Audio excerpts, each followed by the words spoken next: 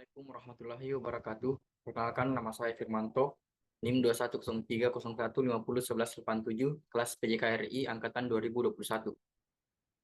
Di sini saya akan mempresentasikan materi tentang mata kuliah perencanaan pengajaran, di mana saya akan membahas tentang bab 1, yaitu konsep dasar perencanaan pembelajaran. Langsung saja. Nah, pada pembahasan pertama itu bagian A, perencanaan pembelajaran. Di sini terdapat penjelasan bahwa perencanaan pembelajaran merupakan sebuah rancangan atau persiapan yang dibuat oleh guru tentang pembelajaran yang menjadi tanggung jawabnya. Perencanaan adalah pemikiran sebelum pelaksanaan suatu tugas. Apabila penyusun cermati secara keseluruhan, maka perencanaan pengajaran berarti pemikiran tentang perencanaan prinsip-prinsip umum mengajar tersebut di dalam pelaksanaan tugas mengajar dalam suatu situasi interaksi guru dan murid. Belajar adalah suatu proses dan aktivitas yang selalu dilakukan dan dialami manusia sejak manusia di dalam kandungan buayan tumbuh berkembang dari anak-anak, remaja, sehingga menjadi dewasa sampai ke liang lahat, sesuai dengan prinsip pembelajaran sepanjang hayat. Kemudian selanjutnya yaitu ada konsep perencanaan pengajaran yang dapat dilihat dari berbagai sudut pandang, di mana yang pertama itu perencanaan pengajaran sebagai teknologi adalah suatu perencanaan yang mendorong penggunaan teknik-teknik yang dapat mengembangkan tingkah laku kognitif dan teori-teori konstruktif terhadap solusi dan problem-problem pengajaran. Kedua, perencanaan pengajaran sebagai suatu sistem adalah sebuah susunan dari sumber-sumber dan prosedur-prosedur yang menggerakkan pembelajaran. Yang ketiga itu perencanaan pengajaran sebagai sebuah disiplin adalah cabang dari pengetahuan yang senantiasa memperhatikan hasil-hasil penelitian dan teori tentang strategi pengajaran dan implementasinya terhadap strategi tersebut. Kemudian yang keempat itu perencanaan pengajaran sebagai sains adalah mengkreasi secara detail spesifikasi dari pengembangan, implementasi, evaluasi, dan pemeliharaan akan situasi maupun fasilitas pembelajaran terhadap unit-unit yang luas maupun yang lebih sempit dari materi pelajaran dengan segala tingkatan kompleksitasnya. Kemudian perencanaan pengajaran sebagai sebuah proses adalah pengembangan pengajaran sistemik yang digunakan secara khusus atas dasar teori-teori pembelajaran dan pengajaran untuk menjamin kualitas pembelajaran. Keenam itu perencanaan pengajaran sebagai sebuah realitas adalah ide pengajaran dikembangkan dengan memberikan hubungan pengajaran dari waktu ke waktu dalam suatu proses yang dikerjakan. Rencana dengan mengecek secara cermat bahwa semua kegiatan telah sesuai dengan tuntutan sains dan dilakukan secara sistematik. Kemudian eh, dengan kembali ke slide awal, di sini saya jelaskan sedikit dengan mengacu kepada berbagai sudut pandang tersebut yang telah saya jelaskan. Maka perencanaan program pengajaran harus sesuai dengan konsep pendidikan dan pengajaran yang sebagai sebuah proses. Sesuai dengan konsep pendidikan dan pengajaran yang sebagai sebuah proses disiplin ilmu pengetahuan yang harus sesuai dengan konsep pengajaran yang dianut dalam kurikulum.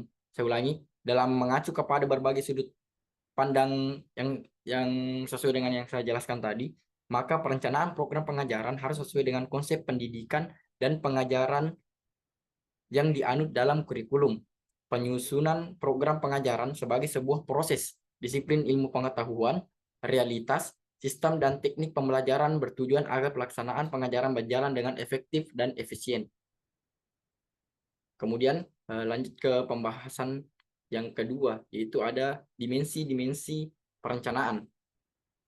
Nah, pertimbangan terhadap dimensi-dimensi itu menurut Harjanto 1997 pada bukunya halaman 5, itu memungkinkan diadakannya perencanaan komprehensif yang menalar dan efisien, yakni yang pertama itu ada signifikan. Tingkat signifikan tergantung pada tujuan pendidikan yang diajukan dan signifikasi dapat ditentukan berdasarkan kriteria-kriteria yang dibangun dalam proses perencanaan. Kemudian yang kedua itu ada Feasibilitas, maksudnya perencanaan harus disusun berdasarkan pertimbangan realistis, baik yang berkaitan dan biaya maupun pengimplementasiannya. Kemudian yang ketiga ada relevansi konsep. Relevansi berkaitan dengan jaminan bahwa perencanaan memungkinkan penyelesaian persoalan secara lebih spesifik pada waktu yang tepat agar dapat dicapai tujuan spesifik secara optimal. Kemudian yang keempat itu ada kepastian. Konsep kepastian minimum diharapkan dapat mengurangi kejadian-kejadian yang tidak terduga. Kemudian yang kelima itu ada ketelitian. Prinsip utama yang perlu diperhatikan ialah agar perencanaan pengajaran disusun dalam bentuk yang sederhana, serta perlu diperhatikan secara sensitif kaitan-kaitan yang pasti terjadi antara berbagai komponen. Kemudian yang keenam ada adaptabilitas. Diakui bahwa perencanaan pengajaran bersifat dinamis sehingga perlu senantiasa mencari informasi sebagai umpan balik. Penggunaan berbagai proses memungkinkan perencanaan yang fleksibel dan adaptabel dapat dirancang untuk menghindari hal-hal yang tidak diharapkan. Kemudian yang ketujuh itu ada waktu. Faktor yang berkaitan dengan waktu cukup banyak.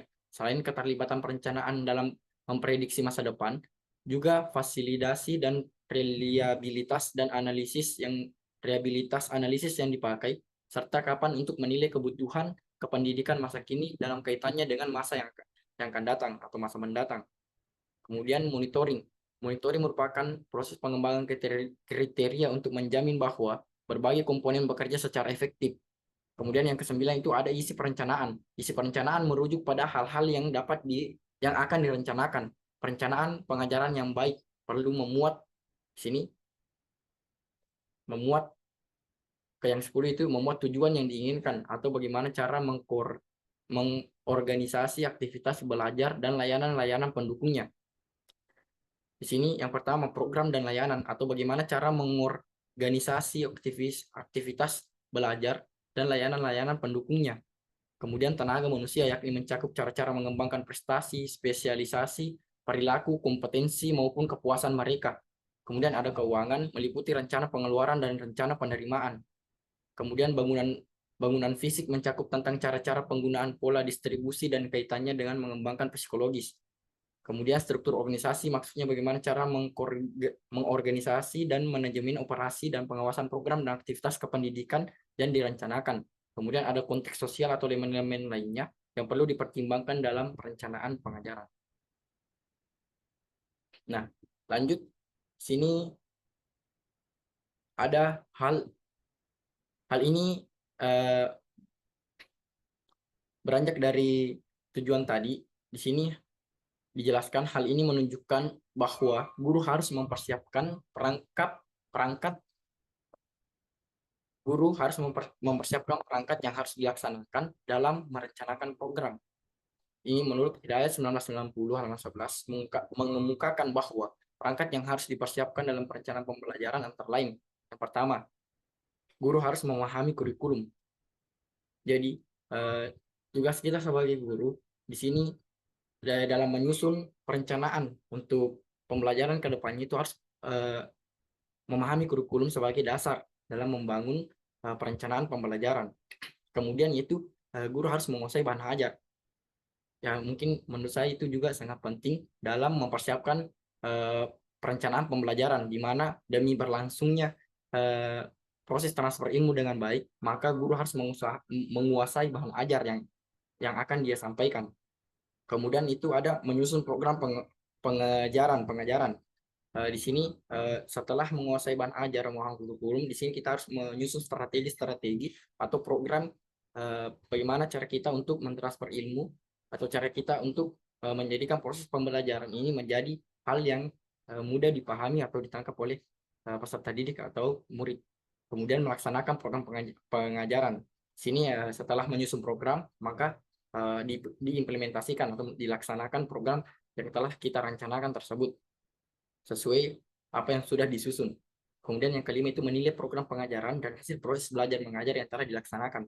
Nah, di sini ada menilai hasil program yang telah kita laksanakan, yang telah kita susun, kemudian kita nilai dari hasil belajar mengajar kita yang telah kita laksanakan. Mungkin cukup jelas ya teman-teman. Kemudian selanjutnya yaitu Di sini dalam pembelajaran berbasis kompetensi perlu ditentukan standar minimum kompetensi yang dikuasai oleh siswa. Sesuai dengan pendapat tersebut, komponen materi pokok pembelajaran berbasis kompetensi meliputi yang pertama, kompetensi yang akan dicapai, kemudian strategi penyampaian untuk mencapai kompetensi, kemudian sistem evaluasi atau penilaian yang digunakan untuk menentukan keberhasilan siswa dalam mencapai kompetensi. Ketiga hal ini merupakan hal yang pokok, teman-teman, dalam melakukan metode pembelajaran yang berbasis kompetensi. Mungkin cukup jelas. Kemudian selanjutnya itu ada pencapaian setiap kompetensi tersebut terkait erat dengan sistem pembelajaran. Dengan demikian, komponen minimal dan komponen minimal pembelajaran berbasis kompetensi adalah yang pertama pemilihan dan perumusan kompetensi yang tepat. Jadi ketika kita untuk merumuskan kompetensi harus merumuskan kompetensi yang tepat dan harus mengetahui kompetensi apa yang akan kita bangun kepada murid atau orang yang kita ajar. Kemudian itu spesifikasi indikator penilaian untuk menentukan pencapaian kompetensi. Sini saya harap sudah jelas. Di sini spesifikasi, kita harus memahami betul apa indikator yang menjadi penilaian kita untuk mencapai kompetensi ini. Hal-hal apa yang dapat menunjang dalam pencapaian kompetensi ini. Kemudian yang ketiga itu pengembangan sistem penyampaian yang fungsional dan relevan dengan kompetensi dan sistem penilaian. Saya kira itu sudah cukup jelas. Kemudian selanjutnya itu bagian C itu kita akan membahas tentang manfaat perencanaan pengajaran. Manfaat perencanaan pengajaran di sini beberapa dijelaskan. Terdapat beberapa manfaat perencanaan pengajaran sebagai proses belajar mengajar, yaitu yang pertama itu yang pertama itu sebagai petunjuk arah kegiatan dalam mencapai tujuan.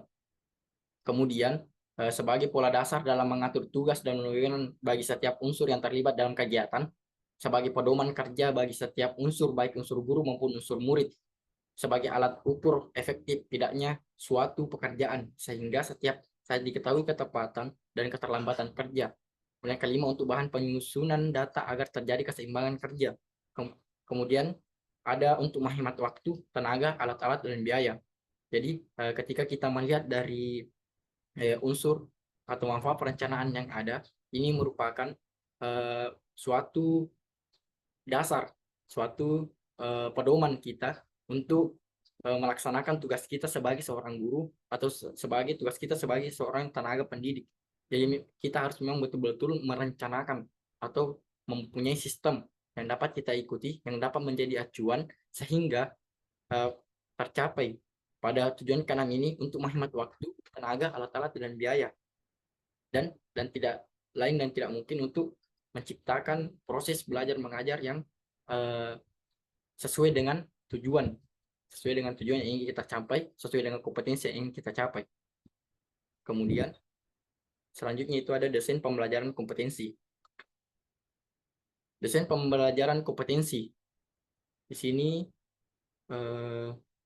dijelaskan rumusan ini menunjukkan bahwa pendidikan mengacu pada upaya penyiapan individu agar mampu melakukan perangkat kompetensi yang diperlukan. Suatu program pendidikan berbasis kompetensi harus mengandung 4 unsur pokok, yaitu yang pertama pemilihan kompetensi yang sesuai, spesifikasi indikator-indikator evaluasi untuk menentukan keberhasilan pencapaian kompetensi, pengembangan sistem pengajaran dan penilaian. Mungkin seperti hanya tadi ya sebelumnya yang sudah saya jelaskan. Kemudian sini kegiatan sini terdapat yang pertama saya jelaskan 4 unsur pokok sesuai yang saya pahami. Pemilihan kompetensi yang sesuai. Di sini kita harus memang betul-betul memilih kompetensi apa yang ingin kita capai kepada murid sehingga kita mampu untuk memilih kompetensi yang tepat. Kemudian setelah kita dapat apa yang ingin kita capai itu, kemudian dispesifikasi indikator-indikator evaluasi untuk menentukan keberhasilan pencapaian kompetensi. Jadi kita membuat indikator-indikator bagaimana cara untuk mengevaluasi dalam mencapai keberhasilan kompetensi tersebut. Nah, kemudian setelah itu kita kembangkan sistem pengajaran kita. Nah, setelah setelah ketiganya tersusun, setelah kita kembangkan, kemudian yang terakhir itu ada penilaian. Kita nilai apakah yang kita buat, apakah tujuan kita ini untuk keberhasilan pencapaian kompetensi ini berhasil. Disinilah gunanya kita untuk di akhir nanti kita ada penilaian. Kemudian kegiatan pembelajaran diarahkan untuk memberdayakan semua potensi peserta didik untuk menguasai kompetensi yang diharapkan. Kegiatan pembelajaran mengembangkan kemampuan untuk mengetahui, memahami, melakukan sesuatu, hidup dalam kebersamaan. Kegiatan pembelajaran perlu yang pertama berpusat pada peserta didik. Kemudian yang kedua, mengembangkan kreativitas peserta didik, menciptakan kondisi yang menyenangkan dan menantang, bermuatan nilai etika, estetika, logika, dan kinestetika, dan menyediakan pengalaman belajar yang beragam. Menurut Puskur 2004 halaman 13. Jadi mungkin cukup jelas ya teman-teman. Kurang dan lebihnya mohon dimaafkan. Di sini ada kata-kata di akhir slide saya, itu dengan belajar kamu bisa mengajar, dengan mengajar kamu bisa paham. Maksud dari kata-kata ini, dengan kita belajar, dengan ilmu-ilmu yang kita dapat, maka kita bisa mengajar, kita bisa memberikan atau mentransfer ilmu itu kepada orang lain. Nah, dengan kita mentransfer ilmu itu kepada orang lain, dengan kita mengajarkan ilmu-ilmu yang kita dapat, maka di situ kita juga akan paham. Mungkin sebelumnya kita paham, tetapi ketika kita memberikan ilmu tersebut, mentransfer ilmu tersebut, maka kita akan lebih paham. Jadi di sini dengan belajar, kamu bisa mengajar. Dengan mengajar, kamu bisa paham. Jadi ketika kita tidak belajar, teman-teman, apa yang akan kita ajarkan kepada seseorang, apa yang ilmu yang akan kita berikan kepada seseorang ketika kita sendiri tidak belajar. Mungkin cukup sekian dari saya, teman-teman. Kurang dan lebihnya mohon dimaafkan. Terima kasih atas kesempatan presentasi yang diberikan. Wabillahi taufiq wal hidayah. Assalamualaikum warahmatullahi wabarakatuh.